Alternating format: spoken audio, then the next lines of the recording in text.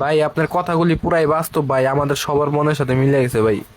Free fire কত বদলে গেছে তাই না? আজকাল নতুন প্লেয়ারদের কাছেও পুরানো কালেকশন থাকে।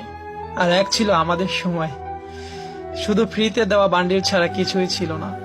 যখন বাকি তিনজন মিলে সাদা অ্যাডাম বান্ডিল পরা প্লেয়ারকে চেতাতে থাকতাম, শালা নিজেরাও নুব হতাম, কিন্তু অ্যাডামকে চেতানোর মজাই ছিল আলাদা। এক ঘরে বা টাওয়ারে বসে চারজনে মিলে একটা কিল করতাম, আর এনিমির একজন এসে আমাদের চারজনকেই মেরে দিত। কিন্তু জানেন মজার বিষয় কি ছিল? কেউ জানতোই না ডায়মন্ড 1, 2 বা হিরোইক কি জিনিস ছিল। সবাই শুধু গেম এনজয় করত। তখন রিভাইভ না দিলে কেউ বকা দিত না বা গালি দিত না। ওই সময় যে নক হয়ে যেত সে চিৎকার করে করে বলতো, ভাই তুই পিছনে পালা, সামনে এনিমি, তোকে মেরে দিবে।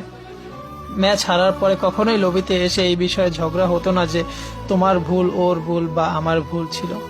কারণ চারজন মিলে একজনকে মারলে সবার হৃদয় ভয়ে কাঁপতে থাকতো। জানেন কেন?